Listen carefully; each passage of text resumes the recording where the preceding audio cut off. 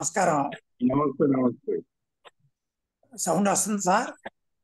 Right.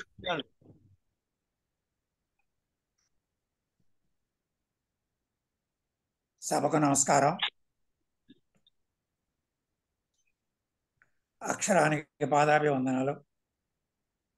ఈనాటి సభకు అధ్యక్ష వహించినటువంటి గౌరవనీయులు అరసం ప్రధాన కార్యదర్శి ఒల్లూరు శివప్రసాద్ గారికి, అరసం అధ్యక్షులు నా శ్రేయోభిలాషులు ప్రొఫెసర్ రాచపాలెం చంద్రశేఖర్ రెడ్డి గారికి, స్నేహశ్రీ ఆనంద్ గారికి, సౌహృదయులు అప్పలరాజు గారికి నా నమస్కారాలు.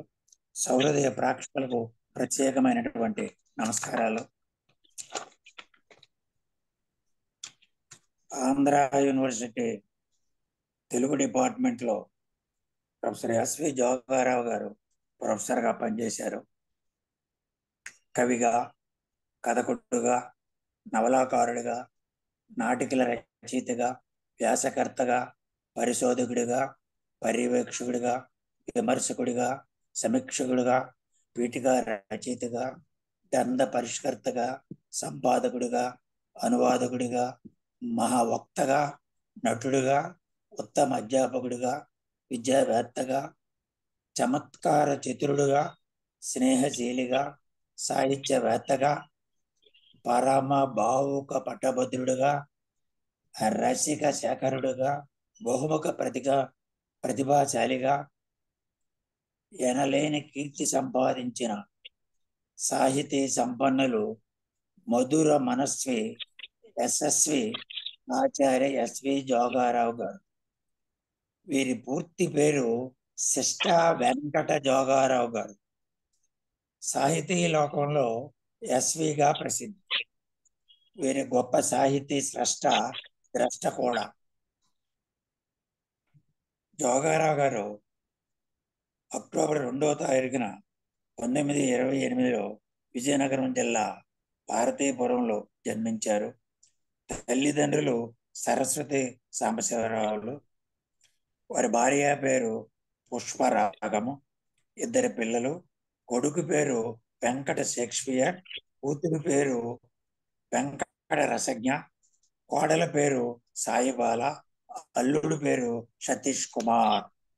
జోగారావు గారు భారతీపురం హై స్కూల్లోనే చదువుకున్నారు. ఆ తర్వాత కాకినాడ పిఠాపురం రాజావారిగా ఇంటర్మీడియట్ చదివారు. బిఏ ఆనర్స్ ఆంధ్ర విశ్వకళా పరిషత్లో చేరారు. ఎంఏ కూడా అక్కడే చేరారు. అక్కడే పిహెచ్డి కూడా చేశారు. 52, 56. ఆయన 57లో డాక్టరేట్ వచ్చింది. సంస్కృతంలోను, తెలుగులోను, ఆంగ్ల భాషలోను నిష్ణాతులు. వీరు గురువులు, మాస్టరే నా గురువులు వీరని జోగారావు గారే చెప్పుకున్నారు. గండి జోగి సోమయాజి, దువ్వూరి వెంకటరమణ శాస్త్రి, అప్పల సోమేశ్వర శర్మ, విశ్వనాథ సత్యనారాయణ గారు, మల్లంపల్లి సోమేశ్వర శర్మ గారు, ఆదిభట్ల నారాయణ దాస్ వీళ్ళు ప్రముఖమైనటువంటి సారయ్యక గురువులు. ఆంధ్ర కళా పరిషత్లో లెక్చరర్గా 54లో చేరారు. 67లో అక్కడి నుంచి గుంటూరు పీజీ సెంటర్కి వెళ్ళారు. తర్వాత సెంటర్ నుంచి మళ్ళా తిరిగి కూడా ఆంధ్ర విశ్వకళా వచ్చారు. తర్వాత 67లో రష్యా తెలుగు ప్రొఫెసర్ గారు రష్యా వెళ్ళారు. అక్కడి నుంచి మాకు తిరిగి వచ్చారు. తర్వాత తెలుగు డిపార్ట్మెంట్ హెడ్గా చేశారు.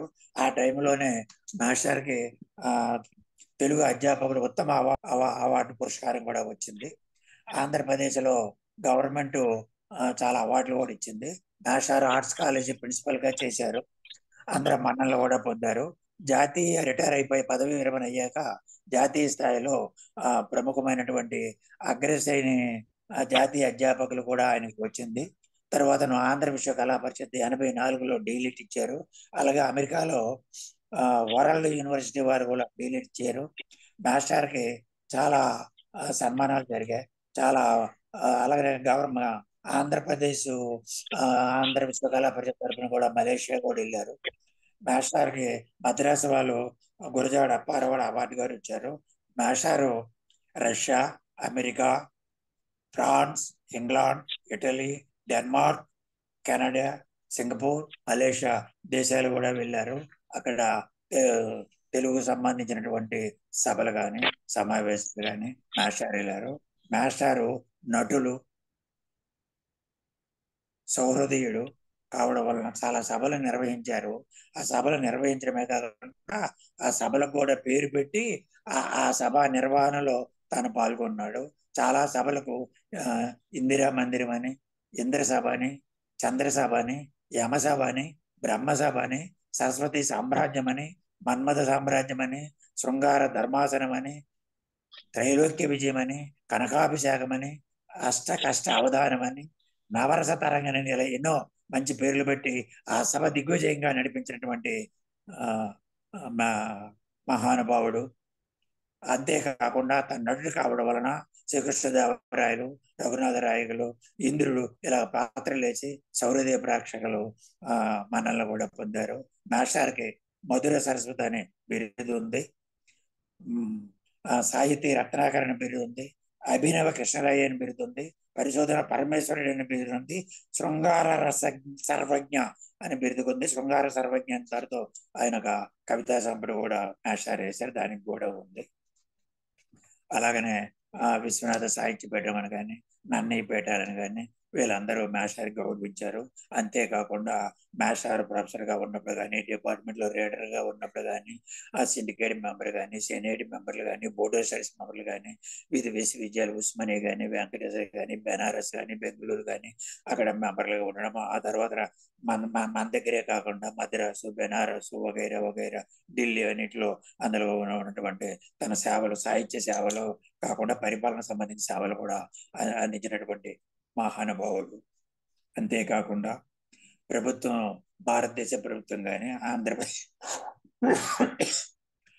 ప్రభుత్వం ద్వారా యూజీసీలో పనిచేశారు, సాహిత్య అకాడమీలో పనిచేశారు, తెలుగు అకాడమీలో పనిచేశారు, oriental all India oriental writers అందులో కూడా పాల్గొన్నారు.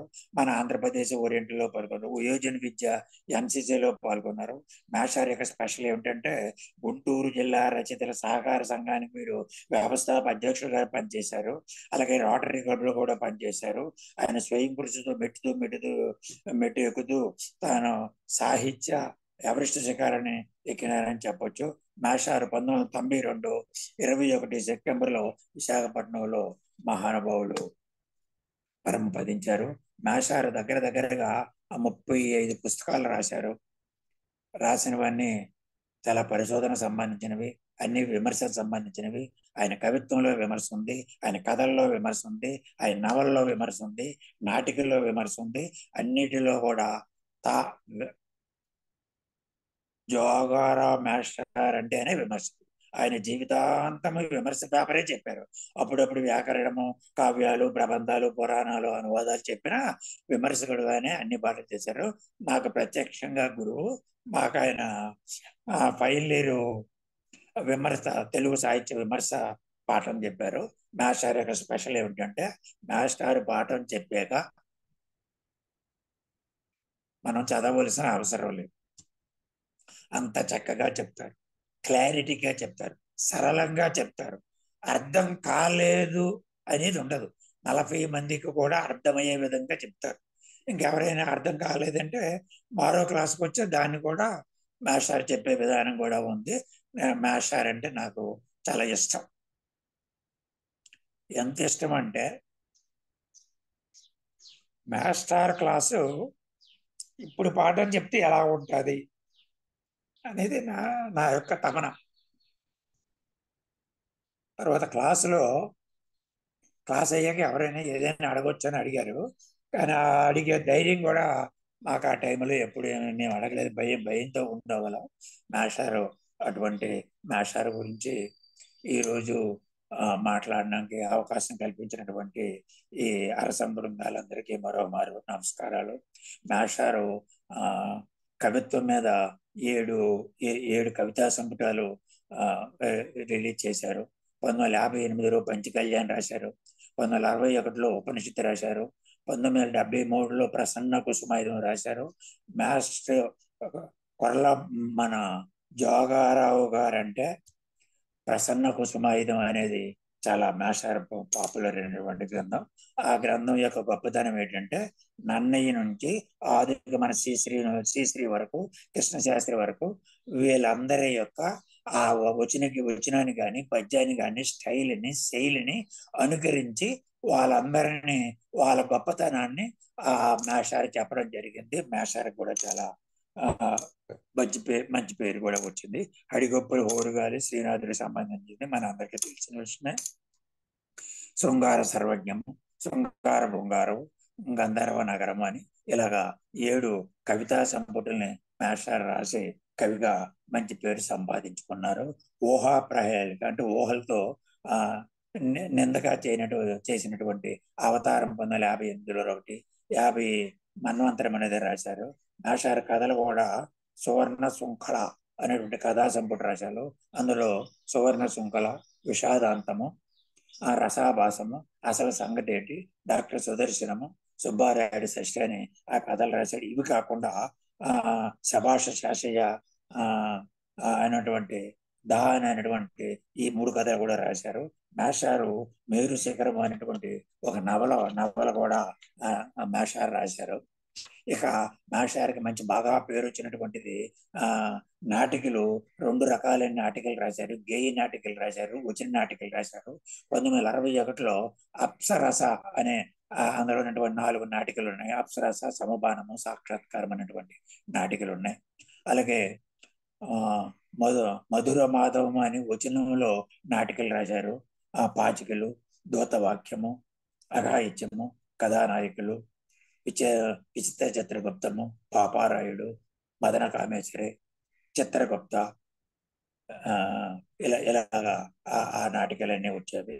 మేషారు పరిశోధన యక్షగానము, మేషారు యొక్క పరిశోధన మనందరికీ తెలిసిందే.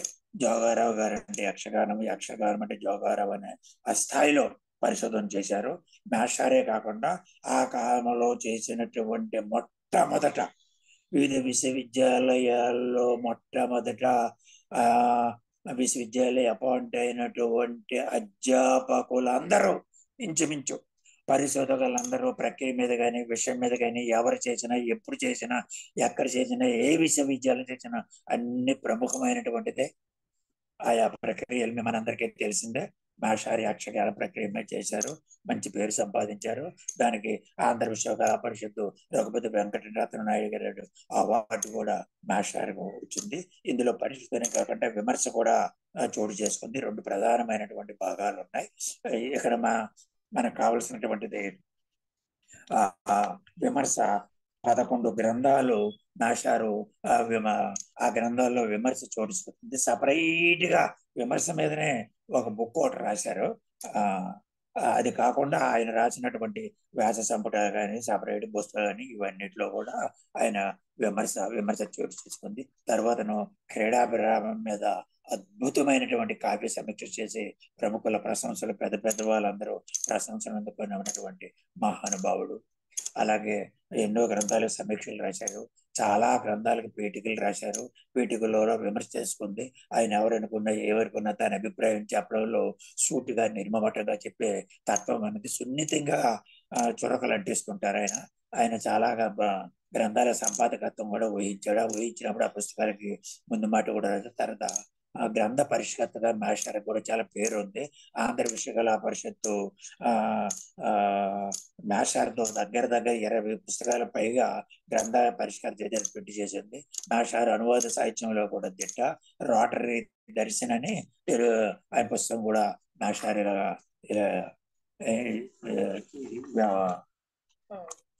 మొత్తం దాని వ్యవహారం అంతా ఇది మేషారు యొక్క రచనలు.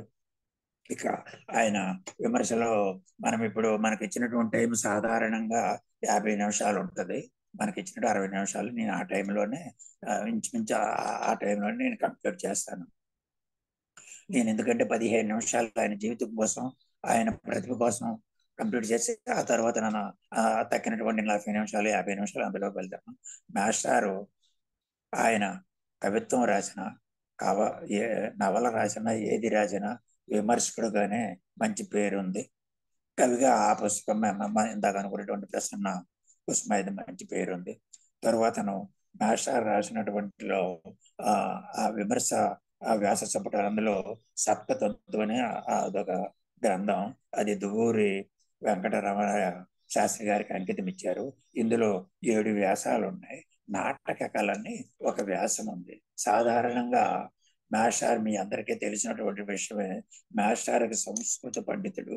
ఆయన పార్వతీపురం అంటే మన అందరికీ తెలిసింది, అగ్రహారాలు చాలా ఎక్కువ ఉన్నటువంటి ప్లేసు. మాస్టర్ కూడా చాలా పండితుడు, సంస్కృతిలో పండితుడు, తెలుగులో పండితుడు, ఇంతకు మించినటువంటి ఆంగ్లంలో పండితుడు. పాశ్చాత్య విమర్శ సిద్ధాంతాలని ఆకలింపు చేయడమే కాకుండా భారతీయ అలంకారిక శాస్త్రాలని బాగా చదివినటువంటి ప్రతిభావంతుడు గురువారు ఎస్వి జోగారావు గారు. నాటక కళని ఒక వ్యాసం ఇందులో ఉన్నటువంటి వ్యాసం. అందులో ఆయన ప్రాచీన యుగము, మధ్య యుగము, నవీన యుగం అని చెప్పి పాశ్చాత్య గ్రీకు సంబంధించి, రోమన్ సంబంధించి, భారతదేశానికి సంబంధించి వివిధ దేశాల యొక్క తులనాత్మక అధ్యయనంలో ఆ ఆ ఆ దేశాల యొక్క ఆ నాటకం ఎలా ఉన్నదని చెప్పారు. చాలా మంచి వ్యాసము. విమర్శనాత్మకంగా ఉంది, తులనాత్మకంగా ఉంది. తర్వాత భక్తి కవిత్వము, వాంగ్మయమని. భక్తి కవిత్వము మీరు భక్తి మార్గంలోనే కాకుండా భక్తి సామాజానికి ఎలాగ అప్లై చేసి దాన్ని ఎలా చేసావని చెప్పింది. ఆ తర్వాతను త్యాగరాజు గురించి రాశారు. తర్వాత 7 వ్యాసాల్లో చాలా పాపులర్ అయినటువంటి వేషము, అందరికీ నచ్చినటువంటి వేషము, అందరూ మెచ్చుకున్నటువంటి వ్యాసము ద్రౌపది మాతృహృదయం. ఈ ద్రౌపది మాతృహృదయము మేము ఎంఏ చదువుతున్నప్పుడు ప్రతి వాళ్ళు వ్యాసం బాగుందని అప్పుడు FIP స్కాలర్స్ వచ్చినప్పుడు వాళ్ళందరూ అనుకుంటుంటే అప్పుడు అది ఏమిటి దీని వ్యవహారం ఏమిటి, మాకు కూడా ఇవ్వండి అంటే జెరాక్స్ కాపీ ఓ మాస్టర్ ఇస్తే నేను కూడా చదివాను. అప్పటికి అంత జ్ఞానం లేకపోయినా మామూలుగా చదివాము. అందులో ఉన్నటువంటి సారాంశం ఏంటంటే సంస్కృత భారతం ఉంది, తెలుగు భారతం ఉంది, భాగవతం ఉంది. ఈ భాగవతంలో ద్రౌపది పాత్ర సంస్కృతిలో ఎలాగుంది, తెలుగులో ఎలాగుంది, భాగవతంలో ఎలాగుంది, ఇలా తులనాత్మక అధ్యయనం చేసి మాస్టర్ ఒక నిర్ణయంకి వచ్చారు. భారతంలో సంస్కృతంలో ఎలాగుందో తెలుగు అలాగే ఉంది, ఎక్కడ మార్పులు ఏమీ లేవు, ఉంటే చిన్న మార్పులు. కానీ పోతన ఏం చేశాడంటే ఆ సంస్కృతాన్ని తనకు అనుగుణంగా ఎక్కువ రాసి, అతిగా రాసి చెప్పారని ఆ విమర్శ వ్యాసంలో చేశారు. అలాగే స్థల పురాణటువంటి క్షేత్ర మహత్యాల గురించి కూడా మాస్టర్ బ్రహ్మాండమైనటువంటి వ్యాస సంపుటి వచ్చింది. ఇక మనందరికి ఇందాక మనం అనుకున్నటువంటిది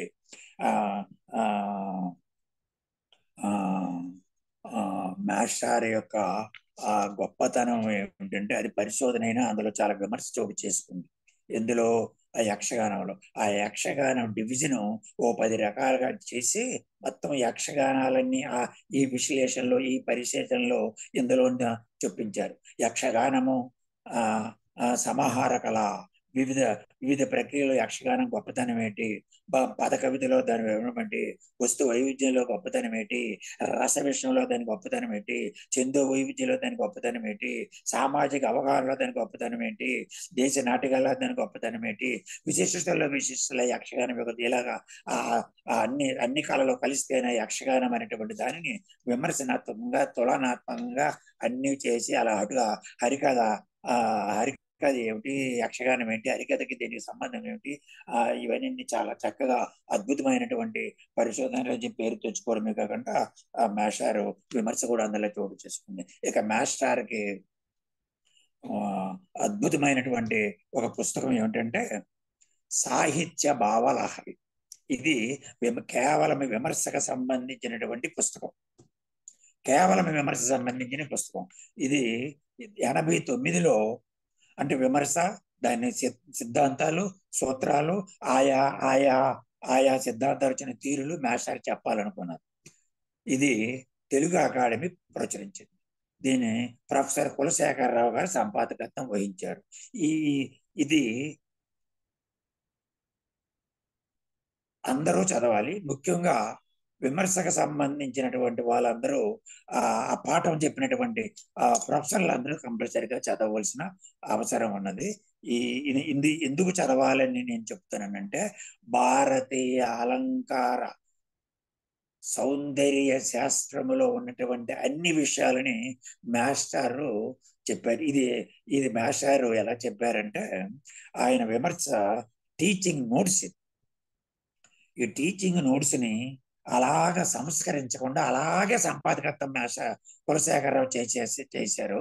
ఆ ఆ అందులో 32 టాపిక్లు ఉన్నాయి. ఈ 32 టాపిక్లో కళ గురించి ఏంటి, సౌందర్యం గురించి ఏంటి, కవిత్వం ఏమిటి, అసలు ప్రపంచ సాహిత్యం ఏంటి, దాని అనుశీలన ఎలా చేయాలి, కావ్యాలు ఏంటి, మహాకావ్యాలు ఎలాగ అధ్యయనం చేయాలి, ఎలాగ చదవాలి, కావ్య ప్రయోజనం ఏంటి, మన ధ్వని సిద్ధాంతం కానీ రస సిద్ధాంతం కానీ.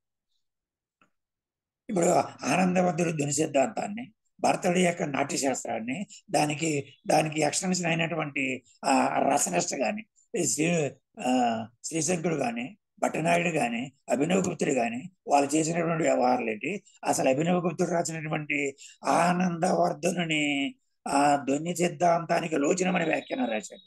అలాగే రస సిద్ధాంతాన్ని ఆ నాట్య శాస్త్రానికి అభినవ భారతాన్ని రాశాడు. ఆ అభినవ భారతం ఏంటి, లోచనం ఏమిటి, ఆ రస సిద్ధాంతం ఏంటి, ధ్వని సిద్ధాంతం ఏంటి, ఈ సిద్ధాంతం ఏంటి, ఆ సిద్ధాంతం ఏంటి, అసలు దీని వ్యవహారం ఏమిటని అంతు తేల్చాడు ఇందులో. అభినవ గుప్తుడి యొక్క రస సిద్ధాంత శిఖరప్రాయంగా అని చెప్పడం జరిగింది. అంతేకాకుండా విమర్శలో ఉన్నటువంటి సమస్యల గురించి చెప్పాడు, ఉత్తమ విమర్శ లక్షణాల గురించి చెప్పాడు, దశవిధ రూపకాల గురించి చెప్పారు, సంస్కృత రూపాల గురించి చెప్పారు, గ్రీకులో ఉన్నటువంటి నాటకాల గురించి, గ్రీకు నాటకాలకి మన నాటకాలకి తులనాత్మక చెప్పారు, మన ట్రాజడీ ప్రమోదాంత చెప్పాడు, నవల చెప్పారు, కథానికి చెప్పారు. అంతేకాకుండా మనం ఇప్పుడు టైటిల్ పెట్టారు, ఏంటది, సౌరదేవి విమర్శకుడు. దానికి సౌరదుడు ఏంటి, విమర్శకుడు ఏంటి, సౌరదేవి విమర్శకుడు ఏంటి, సౌరదుడు రసజ్ఞుడు ఏంటి, రసజ్ఞుడు అంటే ఎవడు, సౌరదుడు అంటే ఏంటి, మొత్తం అంత చాలా అంచెతనే నేను సౌరదేవి విమర్శన పెట్టాను. కావ్యం ఏంటి, కావ్య వస్తువు ఏమిటి, గుణదోషాలు ఏంటి, ఎలా ఉండాలి, మాస్టారు చాలా చక్కగా నీట్గా అద్భుతంగా చేశారు. ఈ పుస్తకం బయట అందుబాటులో లేదు, చాలా తక్కువ మంది చూస్తుంటారని నా అభిప్రాయం. ఎక్కువ మంది చూస్తే చాలా మంచిది.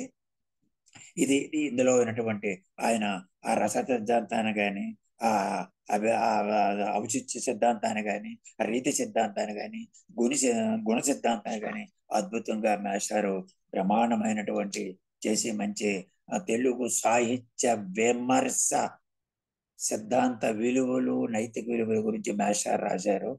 అలాగే సారస్వత నీరాజనం అని ఇందులో 10 వ్యాసాలు ఉన్నాయి. ఆ ధర్మరాజు మహాభారతము, ఆ తిక్కన శిల్పం ఏంటి, ధర్మరాజు పాత్ర ఏంటి, ఆముక్తమాలి ఏంటి, అందులో గొప్పతనం ఏంటి, దాని సౌందర్యం ఏంటి, అలాగే ప్రక్రియలు ఏంటి, ప్రక్రియ వైవిధ్యం ఏంటి, అలాగే దక్షిణాదిముల ప్రక్రియ ఏంటి, గొప్పతనం ఏమిటి, అలాగనే మన మన మనందరికీ ఆరాధ్య దైవం కందుకూరి వీరేశలింగం యొక్క చాలా పుస్తకాలు రాశారు. అందులో అభిజ్ఞాన శాకుంతలం ఒకటి అనువాదము, ఆ గ్రంథం యొక్క గొప్పతనం ఏంటి, ఇలాగ రాసి ధర్మరాజు యొక్క పాత్ర యొక్క గొప్పతనము, తిక్కని యొక్క శిల్పాన్ని గురించి రాశారు.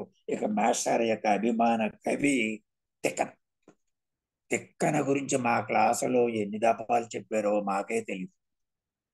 సందర్భం లేకపోయినా తిక్కన గురించి చెప్పేవారు, అంత అభిమాని ఆయన. మాస్టారు మహాభారతం అని అందరికీ తెలిసిందే. విరాట పర్వము చాలా అద్భుతమైనటువంటి పర్వం, దాని గురించి ఒక వ్యాఖ్యానం రాశారు. అసలు మహాభారతంలో ఉన్నటువంటి అన్ని పర్వాలకు తనదైన శైలిలో, తనదైన మధురమైనటువంటి శైలిలో మాస్టర్ వచనం కవిత్వం లాగా ఉంటుంది. ఎవరైనా రుచి చూడండి, చాలా అద్భుతంగా ఉంటుంది. ఆయన వచనం కవిత్వం లాగా ఉంటుంది. అలాగే ఆయన తిక్కన గురించి మహాకవి మార్గం అని బుక్ రాశారు. దాని కింద వ్యాసుని వాణి తిక్కన బాణి అని బ్రాకెట్ లో చేశారు. ఇది మాస్టారు విశ్వనాథ సత్యనారాయణ గారితో పీటీకి రాపించారు. దీని యొక్క గొప్పతనం గురించి, విరాట పర్వం గొప్పతనం గురించి రాశారు. ఇందులో స్పెషల్ ఏమిటంటే, సంస్కృతంలో ఉన్నదానికి తిక్కన యొక్క చేసినటువంటి విరాట పర్వంలో రకరకాల ఆ అదంతా చెప్పడం, రసంలో ఎలగ, చతుర్థిలో ఎలగ, వర్ణంలో ఎలగ, రకరకాల మూలంలో ఎలగుంది, పాత్రలో ఎలగుంది, తిక్కన గారి యొక్క గొప్పతనం ఏంటి, ఒక్కొక్క మారు మూలానికన్నా చాలా బాగా చేశారని తిక్కనని మెచ్చుకోవడం జరిగింది.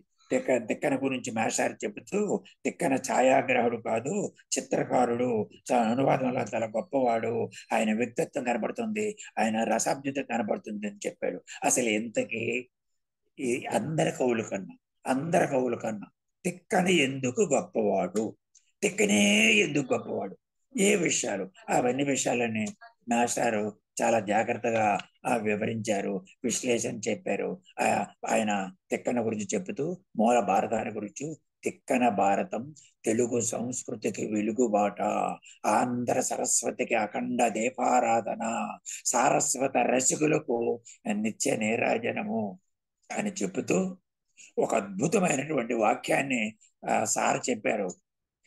ప్రపంచ కవులతో పంక్తి భోజనానికి పిలుపు వస్తే ఆంధ్ర నుంచి ఏకైక కవి తిక్కనే దానికి అర్హుడు అని మాస్టర్ చెప్పడం జరిగింది. ఇలా తిక్కనంటే మాస్టర్కి విరాటపరమైన మాస్టర్ మా క్లాసులో పాఠం చెప్పడమే కాదు, నటిస్తూ పాఠం చెప్పేవాడు,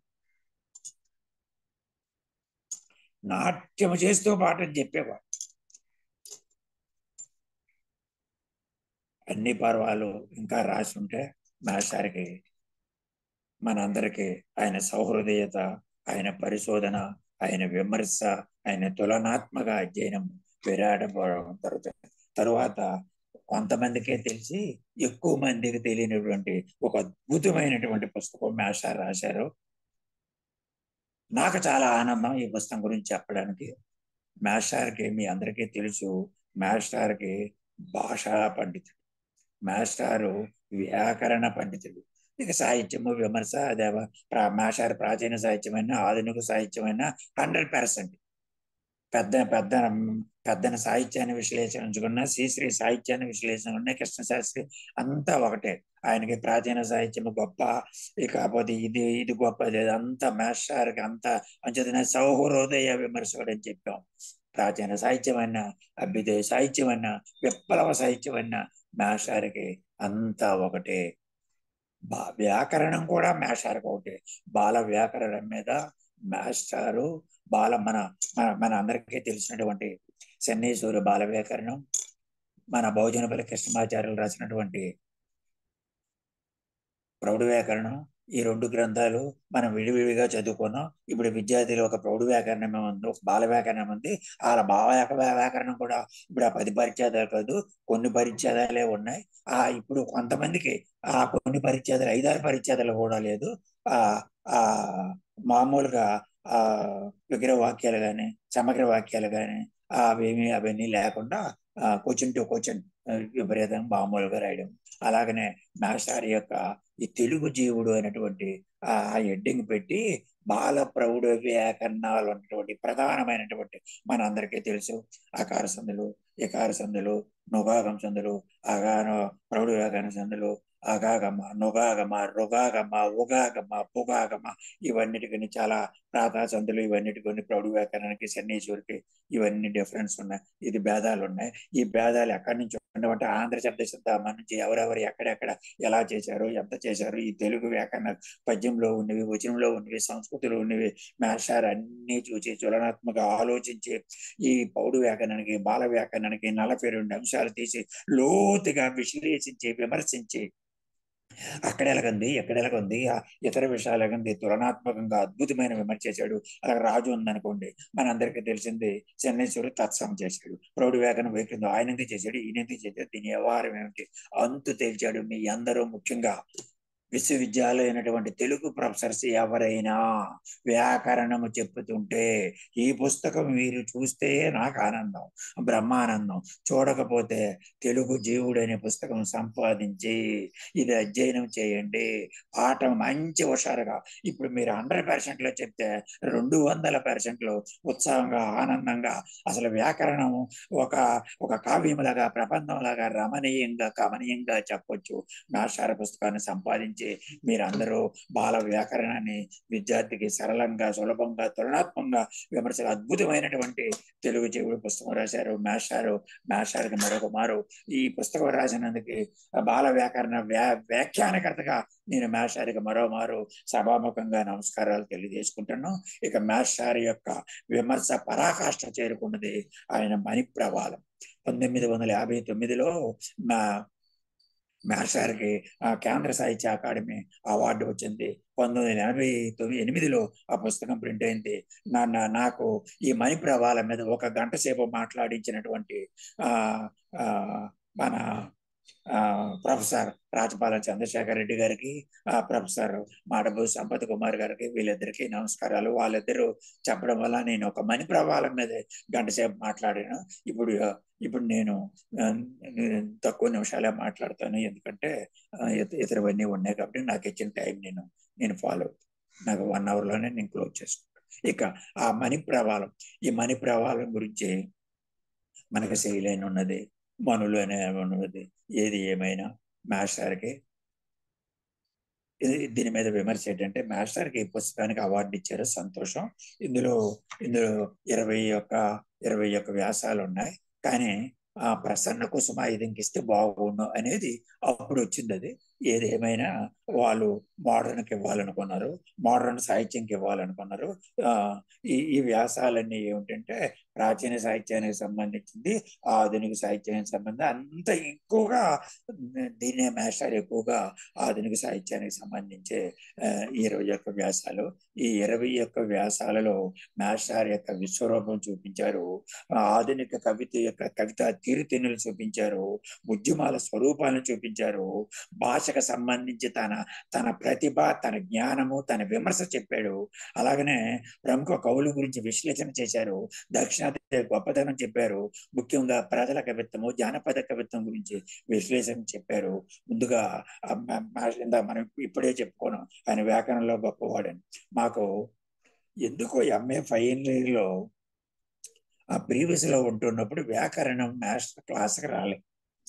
10 నిమిషాల తర్వాత అడ్డగా ఈయన మా క్లాస్కి వచ్చి, ఈ వ్యాకరణం మాకు తెలియదు అడ్డు కాబట్టి మామూలుగా అందరం కూర్చున్నాం. వ్యాకరణం చెప్పారు, ఎక్కడ చెప్తారు, ఏడు చెప్తారు అంటే పలాంది చెప్తారు, అలంకారాలు ఏదో చూశారు, ఈ ఛందస్సు లేకపోతే బాల వ్యాకరణం 40-50 నిమిషాల పీరియడ్ కనీ విని ఎరుగున విధం చెప్పారు. వెంటనే మాస్టర్కి కొంతమంది, నేను వెళ్ళలేదు, కొంతమందితో ప్రేరేపించిందల్లా నేను ఒకటి ఉన్నాను. మీరు వెళ్ళి మాస్టర్కి వ్యాకరణం చెప్పమని చెప్పండి. ఇప్పుడు చెబుతున్న మాస్టర్ కంటే మాస్టర్ బాగా చెప్పడానికి అవకాశం, అప్పుడు మాకు తెలియదు, ఆయన పాఠం కూడా మాకు ఎప్పుడు చెప్పలేదు, ఎందుకంటే ఫైనల్ ఇయర్లో విమర్శకు వచ్చారు ఆయన. అది చెప్పండి అని మేము ప్రేరేపిస్తే 2 లేడీస్ వెళ్ళి మాస్టర్కి చెప్పాము. అప్పుడు మాస్టర్ చెప్పారు, నేను మీకు ఫైనల్ ఇయర్ విమర్శ చెప్పడానికి వస్తాను, నేను వ్యాకరణం మరొక మాస్టర్ వస్తారు, ఆయన చెప్తారు. నన్ను అడిగారు కాబట్టి ఆ మాస్టర్కి నేను చెప్తాను, ఇంకా బాగా పాఠం చెప్పమనని ఆయన చెప్పి, నువ్వు విద్యార్థులు ఇలాగా నా దగ్గరికి వచ్చారు, నువ్వు ఇంకా బాగా చెప్పు, బాగా ప్రిపేర్ అయ్యని ఆ మాస్టర్కి చెప్పినటువంటి సౌహృదయ సార్వభౌముడు మా గురువు గారు.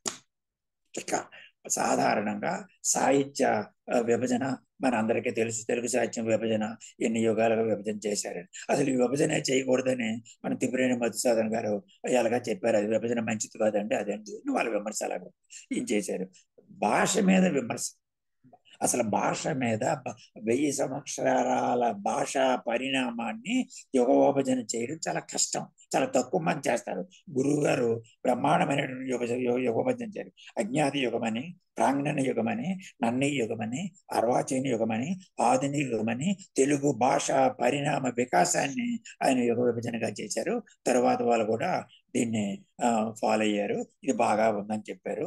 తర్వాత అలా చేస్తూ చింతామణి, ఆంధ్ర శబ్ద చింతామణి నన్నీ రాశాడా రాయలేదని PhDలు ఇవన్నీ వచ్చాయి. ఏది ఏమైనా నన్నయ్య గొప్పవాడు, నన్నయ్య శబ్దశాసనుడు, ఆయన రాశాడా రాయలేదని తర్వాత విషయం అని ఆయన చేశారు. ఆ భాషా పరిణామం, ఆయన డివిజన్ చేసినటువంటి 6 డివిజన్లో ఆ భాషా పరిణామం ఎలా వచ్చిందనేది ఒక సాహిత్య విమర్శకారుడు రాయడం చాలా గొప్ప విషయం. ఒక భాషా వ్యాఖ్యాత, తులనాత్మక వ్యాఖ్యాత రాయడం చాలా గొప్పచారు. అంతేకాకుండా ఆధునిక యుగంలో ఆయన ఆయన డివిజన్, ఆయన భాషా పరిణామం చాలా గొప్పగా చేశారని అందరూ ప్రశంసించారు. ఆ చెన్నైశ్వరం తెచ్చి, ఆ భాను మన బ్రౌన్ తెచ్చి, కందుకూరు తెచ్చి, ఆ తర్వాత ఎలా వచ్చింది, దాని వ్యవహారం వచ్చింది, ఆ తర్వాత ఎలా వచ్చింది, ఆ తర్వాత అప్పారావు కానీ, గిడుగు రామమూర్తి కానీ, ఆ తర్వాత వ్యవహారం మేషారు తీవ్రమైన గ్రాంధిక వారు, సరళ గ్రాంధిక వారు, సరళ వ్యవహారిక భాషను ప్రేమించాడు. మేషారికి నచ్చిన గ్రాంధిక భాష మేషర్ రాయగలరు, వ్యవహారిక భాషలో మేషర్ రాయగలరు. అన్ని కూడా ఉన్నాయి. తర్వాతను ఆ భాష మీద రాస్తూ భాష మీద కృషి చేసినటువంటి జయంతి రామీ పంతుల గురించి, చెరుకు నారాయణ గురించి, గంటి జోగిస్వామి గురించి, ఆ వావేల వారి యొక్క ఆ భాషా సేవ గురించి, వీళ్ళందరి గురించి రాసినటువంటి మహానుభావుడు. అద్భుతమైనటువంటి భాషా విమర్శ, భాషా చర్చ, భాష తర్వాత మనందరికీ మనం అనుకున్నటువంటి సర్వాంధ్ర అని ఒక వ్యాసం రాశారు. అందులో మాస్టారు అందరినీ ఒక ఎవడ మట్టిగా వాళ్ళే కుంపట్లు తయారు చేసుకొని ఆ కుంపటి వెలిగించుకొని ఆ కుంపటి చుట్టూరు ఉండి ఆ వెలుగులోనే ఉంటున్నారు. అది మంచి పద్ధతి కాదు, అది మంచి పద్ధతి కాదు అని అందరికీ చురకలంటించాడు. ఆ చురక ఎంతవరకు వెళ్ళిందంటే అభ్యుదయ రచయితల సంఘం కూడా చురకలేచాడు, విప్లవ రచయితల సంఘాన్ని కూడా చురకలేచాడు. ఆంధ్ర సాహిత్య పరిషత్ ఉన్నది, అది ప్రాచీన సాహిత్య పక్షపాతము అని విమర్శించాడు. అలాగనే నవ్య సాహిత్య పరిషత్ ఉంది, అది ఆధునిక సాహిత్యం పక్షపాతం, ప్రాచీన సాహిత్యం దాన్ని పికప్ చేయడం లేదని వాడిని విమర్శించాడు. అలాగే సాహిత్య అకాడమీ ఉంది, ఇందులో పక్షపాతం కనబడుతుంది. తెలుగు అకాడమీ ఉంది, ఇందులో పక్షపాతం కనబడుతుంది. అంతర్జాతీయ తెలుగు సంస్థ ఉంది, ఇందులో పక్షపాతం కనబడుతుంది. నిజాయితీ కనబడలేదు. తెలుగు విజ్ఞానపీఠం ఉంది, ఇందులో కూడా పర్ఫెక్ట్ లేదు. నేనేమనుకుంటానంటే అని వీళ్ళందరూ కలిసి ఒక మహా సంస్థ ఏర్పాటు చేస్తే సర్వాంధ్ర అంటే ఐటీ పెట్టారు. పెట్టి ఆ వ్యవస్థ యొక్క అది పెట్టి భాష మీద, సాహిత్యం మీద అందరూ కలిసికట్టుగా పనిచేయాలి. ఎవడ కుంపటికి ఆడు కాదు, ఎవడ సామ్రాజ్యానికి ఆడే అధికారి కాదు. ధోరణులు మార్చుకోండి, పద్ధతి మార్చుకోండి, అందరూ కలిసి ఉండండి, అప్పుడు మనం ఏదైనా చెయ్యొచ్చు అనేది మేషారు దాని గురించి రాశారు. తర్వాత మేషారు 25 తెలుగు కవిత్వం అని బ్రహ్మాండమైనటువంటి ఆ కవిత్వాన్ని చేసి వీరేశలింగం గురించి చెప్తూ వీరేశలింగం సాంఘిక విప్లవ శంఖారామం పూరించాడు, జాతిని జాగృతం చేశాడు, నూతన చైతన్యం కలిగించే మహానుభావుడు అని చెప్పాడు. నవభావన కలిగించినటువంటి అప్పారావు కృష్ణ పొగిడాడు. భాషా భగీరథుడు, భాషా ఉద్యమ భగీరథుడు ఆ గిడుగు రామమూర్తి గురించి చెప్పాడు. సంప్రదాయ ఆ భీష్ముడిని, విశ్వనాథని, రాయపూడిని, కృష్ణశాస్త్రిని ఇలాగ చెప్తూ ఆ తర్వాత భావ కవిత్వం నుంచి ఎలాగ ఎంటర్ అయ్యాడు శ్రీశ్రీ, ఎలాగ అభ్యుదయ వైపు వెళ్ళిపాడు, అభ్యుదయలో తన పాత్ర ఏంటి, అభ్యుదయలో తన వ్యవహారం ఏంటి, అప్పుడేం చేశారు, ఇప్పుడేం చేశారు, ఇప్పుడేం చేశానని ఆయన పొగుడుతూ శ్రీశ్రీ అంటే మాస్టర్కి చాలా అభిమానం. 2 నిమిషాల్లో విషయం చెప్తాను దానికి సంబంధించి. శ్రీశ్రీ కంటి నుండి వచ్చింది నీరు కాదు నిప్పు అని ఆయన శ్రీశ్రీని సరికొత్త నాయకుడు, ఇటువంటి మహానుభావుడు తెలుగులో రావడం తెలుగు భాషకి, తెలుగు కవిత్వానికి అదృష్టం అని చెప్పాడు. అది అలా చెబుతూ ఒక వాక్యం చేస్తే ఒకే పుట్టులో నుంచి వచ్చిన 2 కోడె త్రాచుల్లా శ్రీరంగబాబు ఇద్దరు వచ్చారు. ఇద్దరు ఆధునిక సాహిత్యాన్ని ప్రేమించారు, ప్రాచీన ధారణ వైపు కోరలు కాచారు, అటు విమర్శించారు.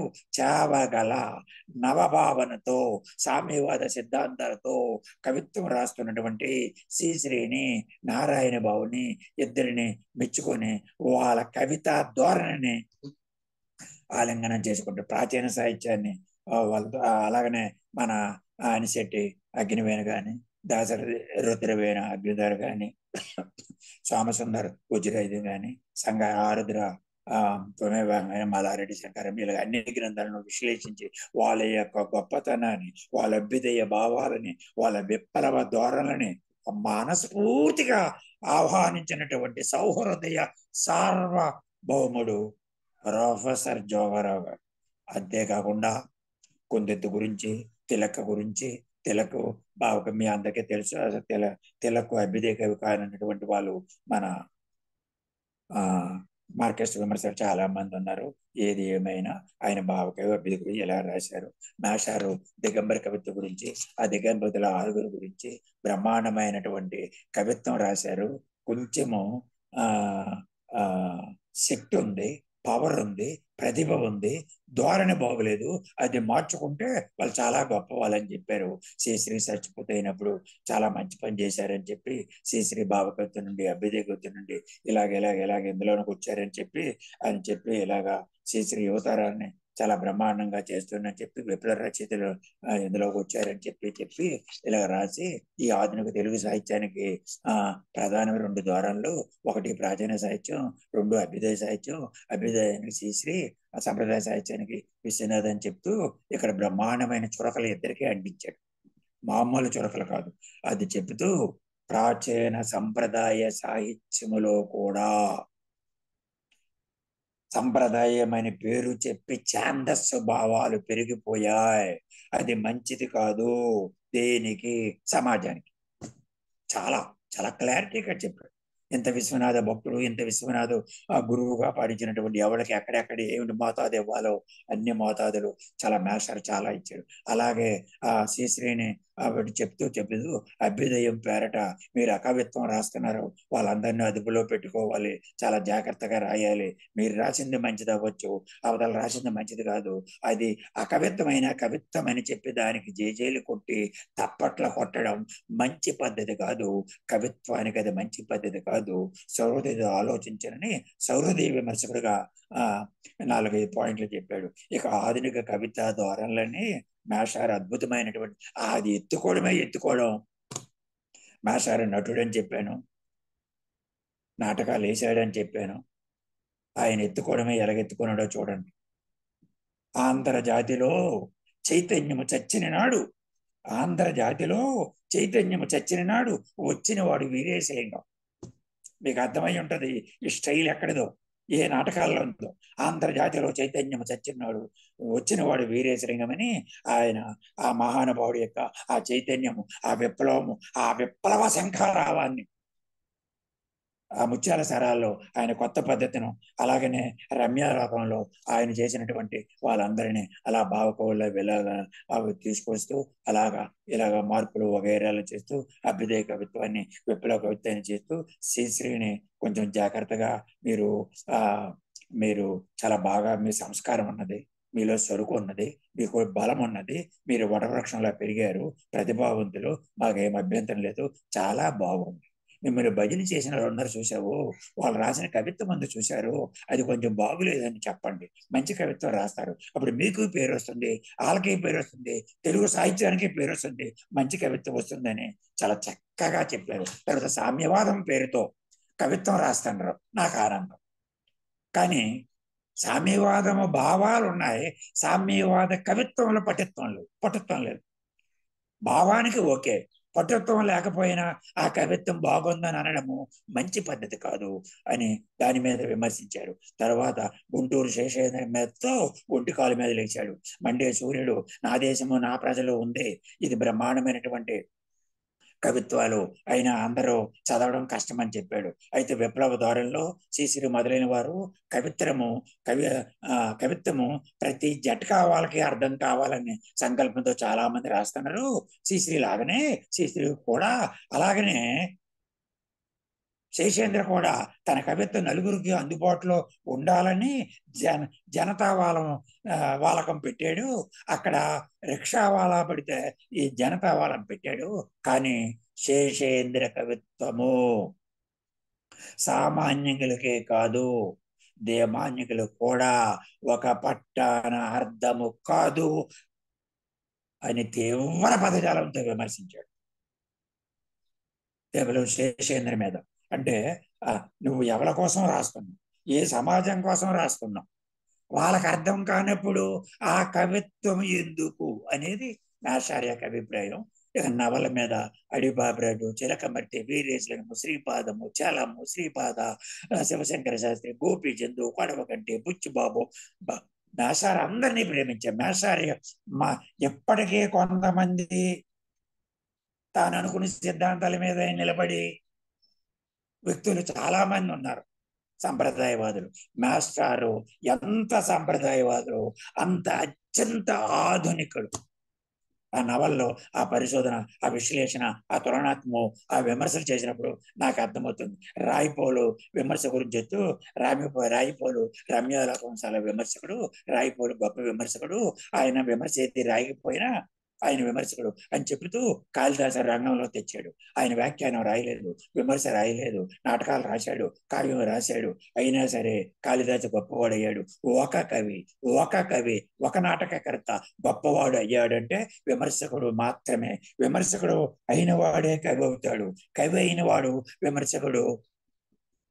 విమర్శకుడైనటువంటి వాడు కవి అవ్వచ్చు, అవ్వకపోవచ్చు.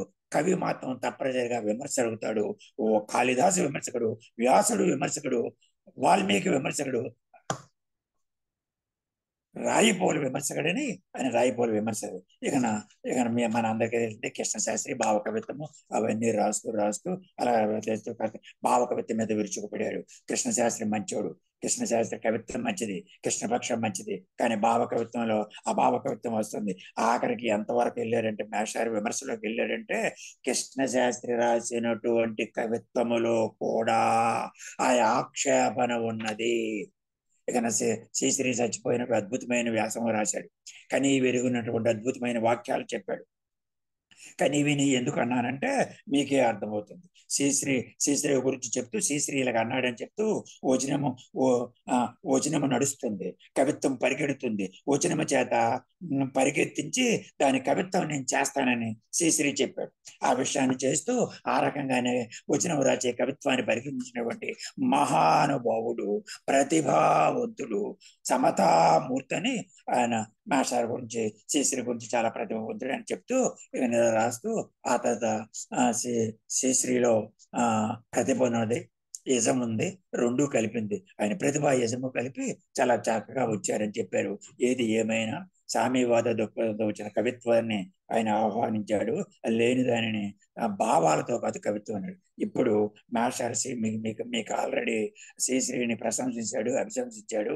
ఆ విషయాలన్నీ చూసాం. శ్రీశ్రీ అంటే మాస్టర్కి ఇష్టమనేది కూడా చూసాం. మొట్టమొదటిసారిగా మహాప్రస్థానం మీద పుస్తకం ప్రింట్ కాకముందే వ్యాసము రాసిన మొట్టమొదటి వ్యక్తిను నేనే. స్వతంత్ర పత్రికలో ఆ ప్రింట్ కానప్పుడు వ్యాసం రాశాను నేనే అని సగర్వంగా మాస్టర్ చెప్పుకున్నాను. అందరి విమర్శ కూడా చూసాను. అంతేకాదు నేనే ఆంధ్ర విశ్వకళా పరిషత్తులో నేనే శ్రీశ్రీ మీద మొట్టమొదటిసారిగా వివిధ విశ్వవిద్యాలయాల్లో ఎవరూ చేయనటువంటి పిహెచ్డి నేను చేయించానని చెప్పాడు. ఆయన పేరు మీర్యాల రామకృష్ణ. శ్రీశ్రీ కవిత్వం మీద చేశారు. దాని మీద కొంచెం విమర్శలు కూడా ఉన్నాయి, సంప్రదాయం మీద ఆధునిక మేచలితే మన అద్దెపల్లి మీద ఎలాంటి విమర్శలు మన కమ్యూనిస్ట్ విమర్శలు రాగానే త్రిపుర వీళ్ళందరూ ఇలా చేశారు. అలా కూడా ఏది ఏమైనా జోగారావు గారు గొప్ప ఆధునికంలో ఎంత పవర్ఫుల్, ఎంత విమర్శకుడు, అంత ప్రాచీనంలో ఆధునికుడు అంత. అలాగే అనంత రామకృష్ణ గారి మీదను చాలా బ్రహ్మాండమైన విమర్శ చేశారు. మల్లపల్లి సోమశేఖర్ మీద కూడా బ్రహ్మాండమైన విమర్శ చేశారు. అలాగనే శరమ గారి మీద చేశారు, లిపి మీద చేశారు. మన ఆంధ్ర యూనివర్సిటీ అప్పారా మీద కదా, ఆయన కృతుల మీద, ఆయన విమర్శ మీద ఆయన వీసీగా చేశాడు. ఆయన సబార్డినేట్గా ఉన్నాడు. తీర్థమే, ప్రసాదమే, చెడకోపమే, విమర్శే. ఎక్కడికి వెళ్ళినా సరే మాస్టర్ ఏం చెప్పదలుచుకున్నా సున్నితంగా, సౌహృదయంగా శ్రీశ్రీ తాను అభిమానించిన శ్రీశ్రీనే విమర్శించాడంటే ఇంకెవరినైనా విమర్శిస్తాడు. అలాగనే మన కాకతీయ యూనివర్సిటీలో విద్యారణ్యపురి దానికి ఆ పేరు ఎందుకు వచ్చింది ఏమిటి, జక్కన కవిత్వాన్ని విశ్లేషించి ఆ రసభాషణ ఏంటి, చెయ్యిలేటి, పాత్రలు ఏంటి, విశేషం ఏంటి, ఆ వస్తువు ఏమిటి, అవన్నీ అన్నటువంటి బ్రహ్మాండం చేశారు. సూర్యుడు మన అందరికీ నచ్చినటువంటి కవి, ప్రజలందరికీ నచ్చినటువంటి, ముఖ్యంగా మన కట్టమంచి నచ్చినటువంటి కవి, ప్రతిభాశాలి. కళాపూర్ణోదయం కూడా మాస్టర్ రాశారు. దక్షిణాంధ్ర గొప్పతనంగా రాశారు. ఇక యక్షగానం మీద ఆయన రాశారు. ఇక తర్వాత అన్నిటికంటే నేదునూరి గంగాధర మీద ఆ జానపద సాహిత్యంలో ఉన్నటువంటి ఆ విమర్శ ఉన్నటువంటి అయితే ఇప్పుడే ఎలాగుంటే నన్నయ్యకు ముందు ఆ జానపద సాహిత్యము ఆ పుట్టుక దాని వ్యవహారం ఎలాగుంది అవన్నీ రాశారు. మానవ జాతి జీవనానికి వెన్నెముక జానపద పాటలను సేకరించడం కష్టము, వాటిని వర్గీకరించడం ఇంకా కష్టము, ఆ వర్గీకరించిన దాన్ని విశ్లేషించడం ఇంకా కష్టము. అటువంటి విశ్లేషణ చేసినటువంటి గంగాధర్ గారిని చాలా మెచ్చుకున్నాడు. మాషార్ యొక్క మన అందరికీ సంబంధించినటువంటి ఒక అద్భుతమైన విషయం ఒకటి చెప్పారు. మన అందరికీ సన్మానాలు చేస్తారు, సాలువులు కప్పుతారు, మన అందరికీ చాలా ఆనందం. కానీ సన్మానం చేసుకున్న ప్రతి వాడు గుర్తించుకునే విషయం ఏంటంటే, ఇక్కడి నుంచి నేను గొప్పగా రాయాలి, ఇక్కడి నుంచి నేను బాగా ఉండాలి. ఈ సన్మానం కప్పారంటే, ఈ సాలువా కప్పారంటే ఇంకా నేను గొప్పవాడు అవ్వాలి. అంతేగాని గర్వం పెంచుకోకు, అహంకారం పెంచుకోకు, వినయంగా ఉండు, సాఫ్ట్ గా ఉండు, బాగా ఎన్ని రంగంలో నువ్వు గొప్పగా ఉండు అని చేశారు. అంతేకాకుండా మాస్టర్ షేక్స్పియర్ గురించి షేక్స్పియర్ కి ఆ ఇంగ్లాండ్ వగైరాలో ఆ విగ్రహాలు ఉన్నాయి, మనకి విగ్రహాలు లేవు. ఈ షేక్స్పియర్ భక్తుడు, తిక్కన భక్తుడు, ఆయన అబ్బాయికి షేక్స్పియర్ అని పేరు పెట్టుకున్నాడు. అలాగనే రష్యా దేశంలోన రష్యా గురించి కామెంట్స్ బ్రహ్మాండంగా చేశారు.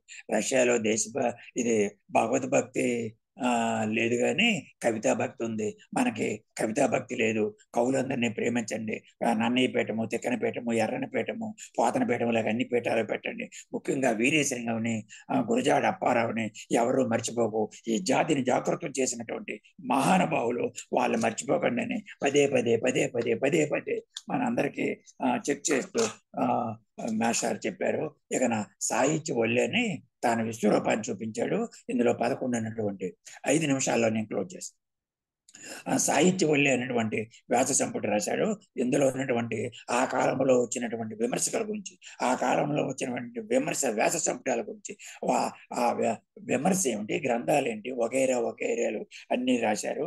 తర్వాత నేడు సాహిత్య విమర్శ ఎలా వస్తుంది, ఎక్కడ లాభం వస్తుంది, ఎక్కడ పరిశోధనలు వస్తుంది, పరిశోధనలో విమర్శ అంటారు, విమర్శల్లో పరిశోధన అంటారు, పరిశోధన బాగులేదు, విమర్శ బాగులేదని నేటి సాహిత్య విమర్శ తీరుతెన్నుల్లో ఇప్పుడు బాగా విమర్శిస్తున్నాం అనుకున్నటువంటి విమర్శకులు చాలా మంది ఉన్నారు. వాళ్ళకంటే బాగా చెప్పాడు. డబ్బులు తీసుకొని పరిశోధన గ్రంథాలు రాస్తున్నారు, అది మంచి పది కాదని చెప్పాడు. డబ్బులు తీసుకొని విమర్శ గ్రంథాలు రాస్తున్నారు, అది మంచి పది కాదని చెప్పాడు. నువ్వు పుస్తకం రాయడమో వాడికేమో అవార్డు రాయడం మంచి పది కాదని చెప్పాడు.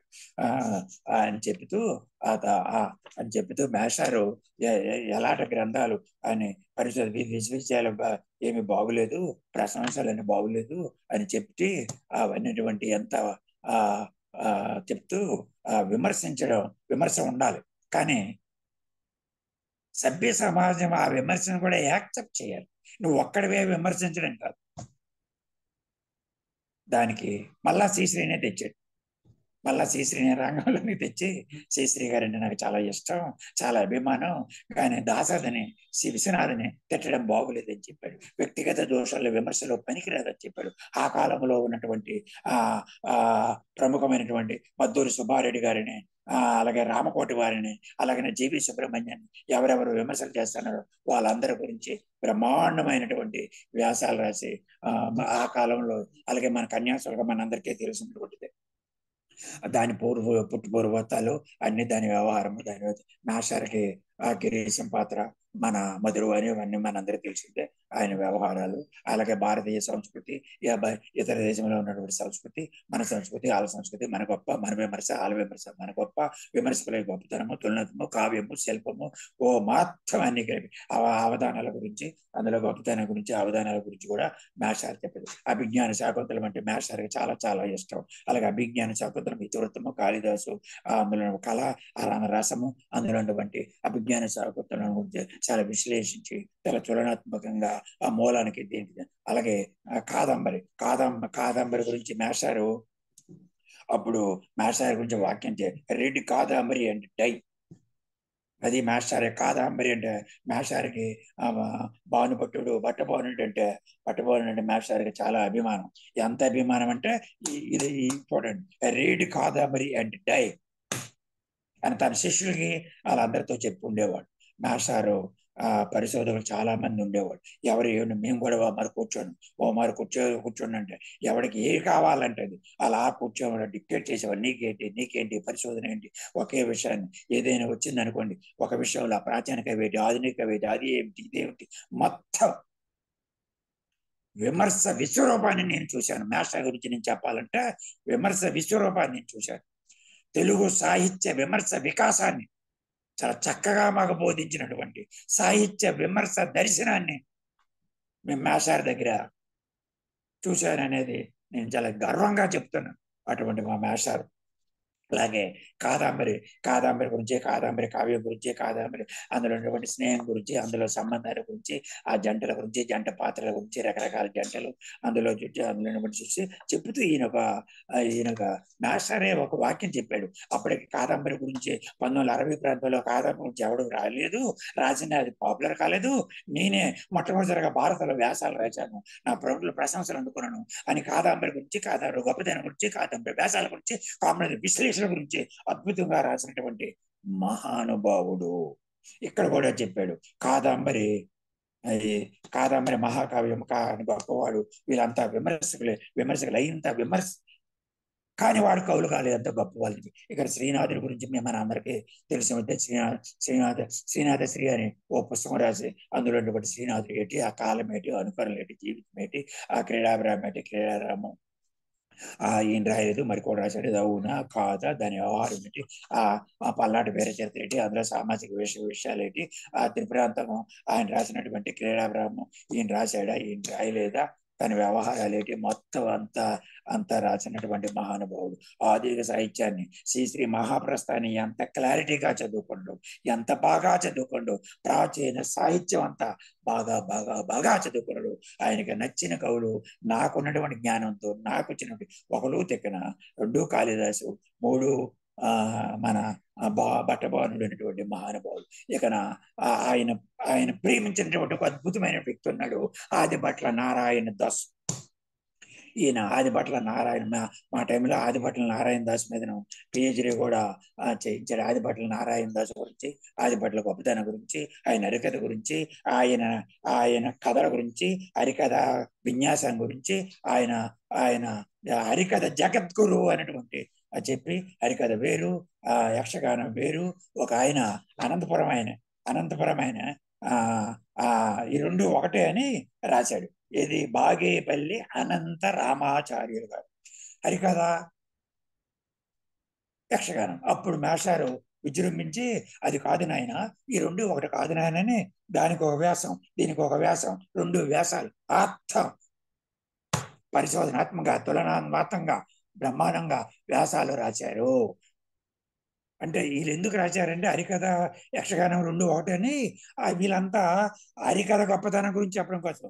ఈ హరికథ గొప్ప ఆదిభట్ల నారాయణ దాసు గురువు అయినప్పటికీ, ఆదిభట్ల నారాయణ ప్రేమికుడైనప్పటికీ తీర్థమే ప్రసాదం కాదు అని మహానుభావుడు. ఇక మాస్టర్ గురించి ఇలా చాలా అద్భుతమైనటువంటి చేశారు. ఇలా తెలుగు సాహిత్యంలో ఎన్నో రచనలు చేసి ఆయన ఎక్కడున్నా మహనీయులు జోగారావు గారు ఒకరు. ఆయన చేపట్టిన ప్రతి ప్రక్రియలను తనకంటూ ప్రత్యేకమైనటువంటి సాహితీ స్థానాన్ని సంపాదించడం మహానుభావుడు. ఇలా ఎన్నో గ్రంథాలు రాసి తెలుగు సాహిత్యంలో మంచి పేరు ప్రఖ్యాతులు సంపాదించే జోగారావు గారు. వారి శైలి మధురమైనది, వారి వచనం కవిత్వం లాగా ఉంటుంది, కమనీయమైన కవిత్వం లాగా ఉంటుంది. సంప్రదాయ కవిత్వమైన, సంప్రదాయ ప్రక్రియలైన, ఆధునిక కవిత్వమైన, ఆధునిక ప్రక్రియలైన ఎందులోనైనా ఏకధాటిగా మాట్లాడగలను మహానుభావుడు. వీరి ఆలోచన విలక్షణమైనది, వారి భావ ప్రకటన అంతకంటే విశిష్టమైనది. తాను తప్పదలుచుకుంది నిర్భయంగా చెప్పడము వారి ప్రత్యేకత. రావు గారు చేసినటువంటి, జోగారావు చేసినటువంటి సాహిత్య సేవ, సాహిత్య విమర్శ అపూర్వమైనది. అందుకే సాహితీ లోకము ప్రొఫెసర్ ఎస్వి జోగారావు గారిని సాహితీ బంధుగా సౌహృదయ పాఠకుల హృదయాల్లో స్థిరస్థాయిగా నిలబడిపోయాడు.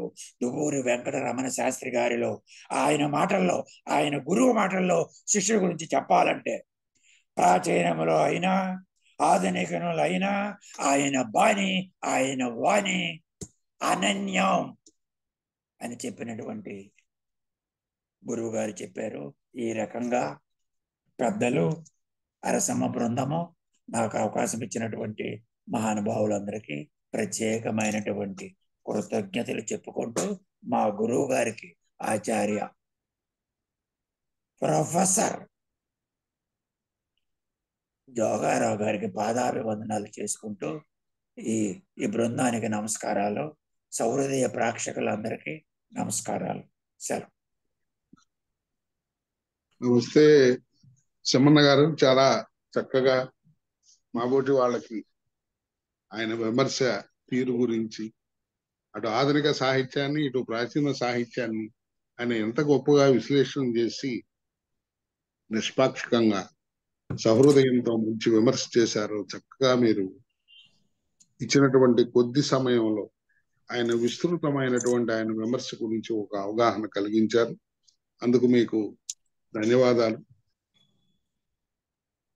చిన్న డాక్టర్ రాజారాం గారు ఒకసారి ఆయన గురించి మాట్లాడుతూ కొద్ది కథలు రాశారు. అందులో ఒక కథ చాలా మంచి కథ ఉంది. అది మనం తీసుకురాగలిగితే బాగుంటది అని వ్యక్తీకరించారు. ఆ రోజుల్లో అది మాకు కరెక్ట్ గా పేరు తల్లి అమ్మ అనే కథ ఏమన్నా రాశారా? మీరేమన్నా చెప్తారు? సువర్ణ శృంఖల, విషాదము, డాక్టర్ సుదర్శనం, సుబ్బారాయుడి షష్ఠి, రసాభాష, తెలుగు సంగతి, దా అని ఒక కథ రాశాడు. దా అది మొత్తానికి ఆ కథలు మొత్తం రాసిన కథలన్నీ ఒక సంపుటిగా వచ్చినాయండి. వచ్చేసారు. సువర్ణ శృంఖల. ఒకసారి అది ఏమన్నా పీడిఎఫ్ ఫైల్ ఎవరన్నా చేశారు దాన్ని? లేదు, మునుమాణిక్యం గారు ముందు మాట కూడా రాశారు. అంటే అది ఇప్పుడు చదవాలంటే అందుబాటులో లేవు సార్. పీడిఎఫ్ కూడా లేదా? లేదు సార్, లేవు. అడుగుతాను వాళ్ళకి, వాళ్ళ కోడలు ఉన్నారు. ఒకవేళ ఏమైనా ఉంటే చూస్తాను, ఒకవేళ మామూలుగా ఉంటే మీకు జిరాక్స్ పంపుతాను సార్. అట్లాగే జనరల్గా ఎవరైనా స్కాన్ చేస్తే పీడిఎఫ్ పంపండి తప్పనిసరిగా. ఆ కథని ఈ సందర్భంగా నన్న చదివి ఏదో గుర్తిస్తాం. సార్, నేను గంట సేపు జోగారావు గురించి మాట్లాడడానికి ప్రధాన కారణం 230 పేజీలు ప్రొఫెసర్ ఎస్వి జోగారావు సాహితీ ఉర్వశి అని పుస్తకం రాశాను సార్. అందుచేతనే నేను గంట సేపు మీ మెప్పుని పొందగలిగా. అవును సార్. చాలా బాగా సమీక్ష చేయగలిగారు మీరు ఆయన గురించి. ఎవరన్నా మాట్లాడే వాళ్ళు ఉన్నారా? మన రాచపళ్ళం గారు ఏదన్నా 4 వాక్యాలు చెప్తే ముగిద్దాం.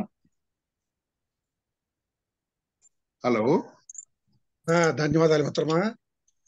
మొదట నమస్తే మిత్రమా, నమస్తే. మీకు అరసం తరపున హృదయపూర్వక అభినందనలు, కృతజ్ఞతలు. జోగారావు గారు నా పరిశోధన, నా సిద్ధాంత గ్రంథానికి ఒక పరీక్షకులు. అంతేకాకుండా నా వైవాకు ఆయన ఎక్స్పర్ట్గా వచ్చాడు. ముఖాముఖి పరీక్షకి ఆయన నిపుణుడిగా వచ్చారు. ఆయన్ని తిరుమలకు పిలిచిపోయి వెంకటేశ్వర స్వామి దర్శనం చేసుకొని మళ్ళీ తిరిగి విశాఖపట్నం రైలు ఎక్కించాను. ఆ సమయంలో ఆయనతో చాలా సన్నిహితంగా నన్ను బాగా ఆత్మీయంగా చూసుకున్నారు. శ్రీకృష్ణదేవరాయ విశ్వవిద్యాలయానికి ఆయన చాలా సార్లు అనేక సమావేశాలకు వచ్చారు. సిమ్మన్న గారు ఆయన ఎంత సంప్రదాయవాదో అంత ఆధునికుడు అని సూత్రీకరించారు.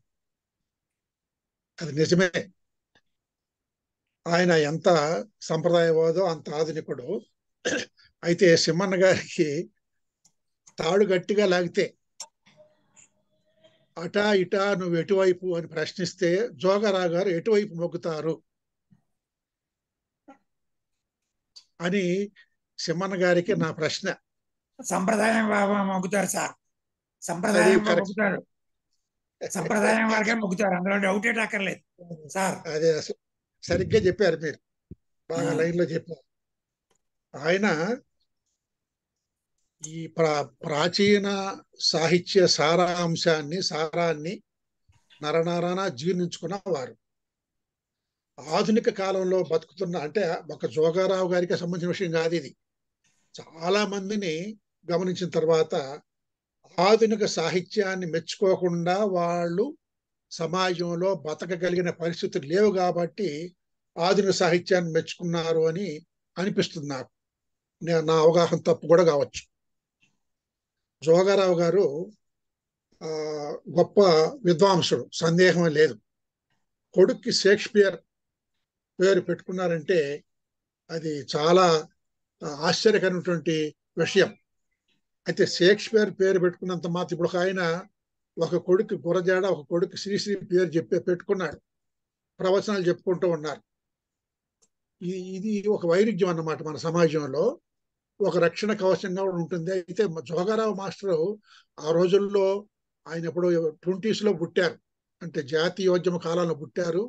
ఇంగ్లీషు సాహిత్య ప్రభావం తెలుగు భారతీయ సమాజం మీద బలంగా నాటుకొని ఆంగ్ల విద్య ఎగబాకుతున్న దశలో వాళ్ళు ఈ షేక్స్పియర్ నాటకాల ద్వారా బాగా ప్రభావితం అయ్యారు. అందులో నుంచి ఆయన కుమారుడికి షేక్స్పియర్ పేరు పెట్టుకున్నారు. అయితే పాశ్చాత్య సాహిత్య ప్రభావాన్ని మనం ఎంతవరకు తీసుకోవాలో అంతవరకు తీసుకోకుండా అనాలోచితంగా వాళ్ళ నుంచి వచ్చినటువంటి అన్ని అనర్థదాయకమైనటువంటి ప్రయోగాలను కూడా మనం స్వీకరించామని చెప్పేసి ఆయన గురించి చెప్పుకుంటూ వచ్చారు. తర్వాత ఆయన వీరేశలింగం గారంటే చాలా గౌరవం. ఇందాక మనకు తిమ్మన్న గారు చెప్పారు, వీరేశలింగం గారంటే పరమ గౌరవము. ఆంధ్ర జాతిలో చైతన్యము చచ్చిన నాడు వచ్చినవాడు వీరేశలింగము, వచ్చినవాడు అర్జునుడు అని ఆయన అన్నాడు. ఇందాక సింహన్ గారు ఈ ఎత్తుగడ ఎక్కడదో అని అన్నారు. అది మహాభారతం ఎత్తుగడ అనమాట. అది అంత గౌరవం ఉందానికి వీరేశలింగ పంతులు గారు అంటే. తర్వాత ఆయన కొన్ని విశిష్టమైనటువంటి అభిప్రాయాలు చెప్పారు. అవి కొంతమంది ఆమోదించవచ్చు, కొంతమంది ఆమోదించకుండా కూడా పోవచ్చు. ఏమిటంటే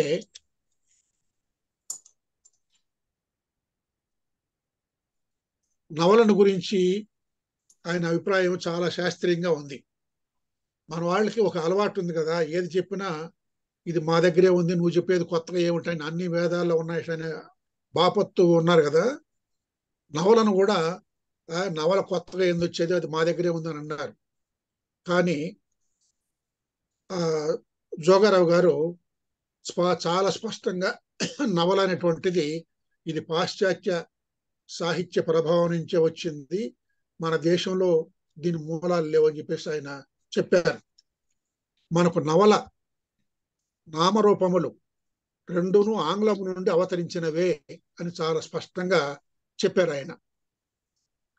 తరువాత వీరేశలింగం మొదటి నవల రచయిత అని అన్నారు. దానికన్నా ముఖ్యమైన విషయం ఏంటంటే తెలుగు నవలల స్థితిగతులను గురించి ఒక కామెంట్ చేశాడు ఆయన. ఏమన్నారంటే, మిత్రమా అధ్యక్ష దీనికి అనుమతిస్తారా 4 మాటలు చెప్పడానికి? ఓకే, చెప్పండి. సరే. తెలుగు నవలలు బాగా ఉధృతంగా వస్తున్న కాలంలో ఆయన ఒక కామెంట్ చేశాడు. ఏమిటంటే కామెంటు, 100 కొలది నవలలు ఆంధ్ర వాంగ్మయమున రచింపబడినవి, కానీ అందు ఎక్కువ అనుకరణములే మూలము పేర్కొనని ప్రబుద్ధుల నవలలు కొన్ని స్వతంత్రములుగానే భాషించుచుండును, కానీ ఓపిక పడి వెదకినచో వానికి ఎక్కడనో మూల వ్యాధి ఉండి తీరును. ఈ వ్యాధి మన వారిలో అంతయు కాదు అన్నాడు. అది చెప్పారు. నాకు మన సింహన్ గా చాలా నిక్కచ్చిగా మాట్లాడతారు, స్పష్టంగా చెప్తారని అన్నారు. అది ఇట్లాంటి చోట మనకు కనిపిస్తుంది అన్నమాట. తర్వాత ఈ 25 ఏళ్ల తెలుగు కవిత్వం అనేటువంటి మంచి వ్యాసం, కృష్ణశాస్త్రి గారు కూడా 25 ఏళ్ల కవిత్వం ఒక వ్యాసం రాశారు. వెనకటి రోజుల్లో జోగారావు గారు రాశారు. అసలు ఈ 20వ శతాబ్దిలో ప్రపంచమే మారిపోయినది, మన దేశము మారినది, ప్రపంచ సాహిత్యములో పరిణామం ప్రగల్భించినది, మన సాహిత్యములోనూ అది కనిపిస్తుంది.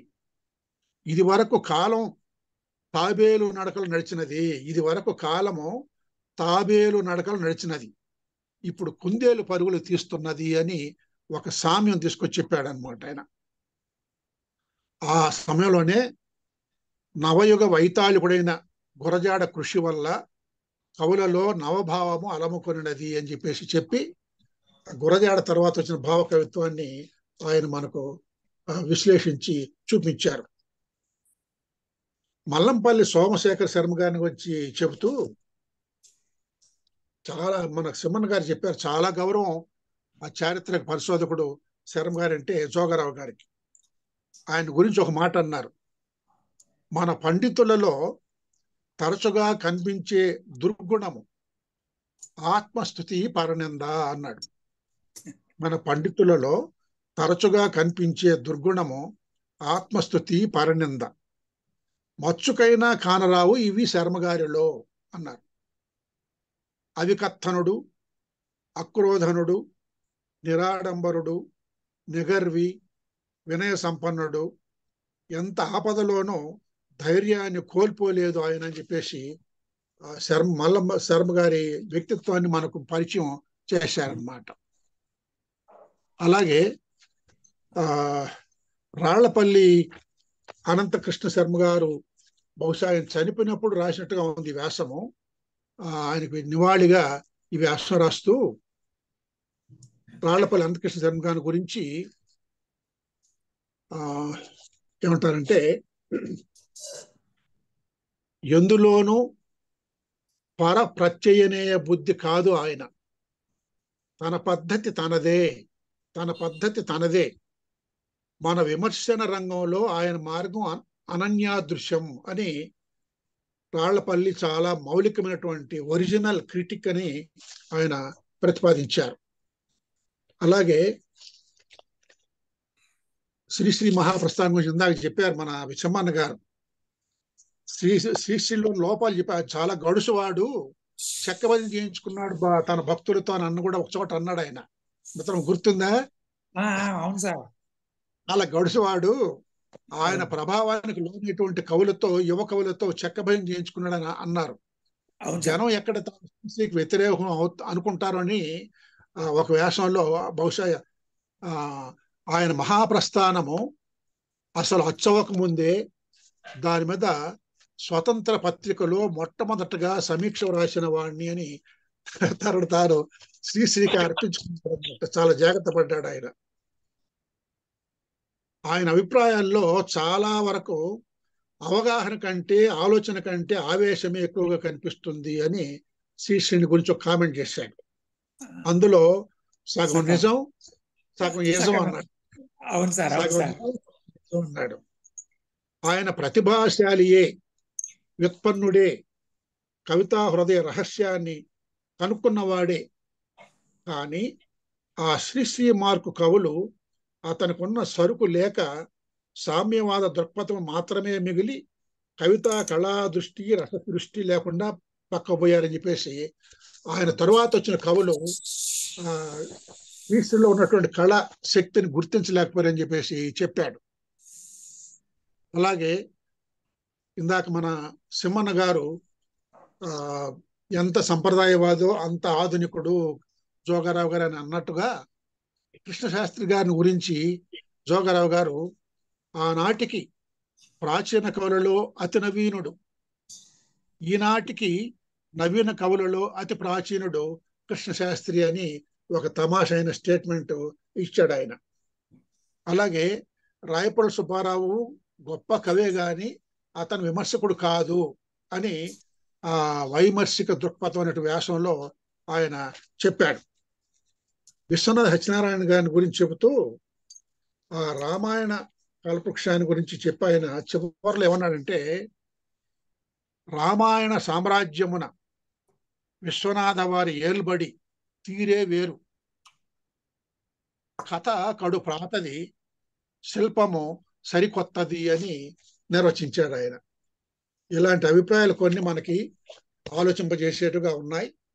అయినప్పటికీ కూడా ఆయన సింహన్ గారు ఒప్పుకున్నారు కాబట్టి ఆధునిక భావాలు ఉన్నాయి, ఉండకుండా ఉండడానికి వీలు లేదు. విశ్వనాథ సత్యనారాయణ గారికి ఉన్నాయి. ఆయన బాలకాండలో హంగ్రీ థర్టీస్ కనిపిస్తాయి. ఇంకొక కాండలో స్వాతంత్రోద్యమం, కిష్కింద కాండలో స్వాతంత్రోద్యమం కనిపిస్తుంది. ఎందుకంటే కవులు ఎంత సంప్రదాయవాదులైనా వాళ్ళు నివసిస్తున్న కాలం నాటి పరిస్థితుల మీద, వాళ్ళ పరిస్థితుల ప్రభావము వాళ్ళ మీద తప్పకుండా పడుతుంది. వాటిలోంచి వాళ్ళు తప్పించుకోలేరు. వేలూరు శివరామ శాస్త్రి లాంటి గొప్ప సంప్రదాయవాది అయినటువంటి రచయిత డిప్రెషన్ చెంపు రాయాల్సి వచ్చింది ఆకలి 30 మీద. కాబట్టి ఆధునిక సాహిత్య ప్రభావం, ఆధునిక సమాజ ప్రభావం ఉన్న ఆధునిక కాలంలో సంప్రదాయ సాహిత్యాన్ని పరవరిస్తూ గడిపినటువంటి జోగారావు గారు నిస్సందేహంగా 2 రకాల సాహిత్యం చదువుకున్నారు ఆయన. కానీ సింహన్న గారు ఆమోదించినట్టుగా ఆయన సంప్రదాయం వైపు మొగ్గారు. ఇది ఇలాంటి వాళ్ళను మనం చదువుకోవటంలో మనం ఉద్దేశించింది ఏమిటంటే వాళ్ళు ఎంతవరకు సంప్రదాయవాదులు, ఎంతవరకు ఆధునికులని. దాన్ని మనకు సింహన్న గారు బాగా స్పష్టంగా రుజువు చేసి చూపించారు. వారికి మరొక్కసారి కృతజ్ఞతలు.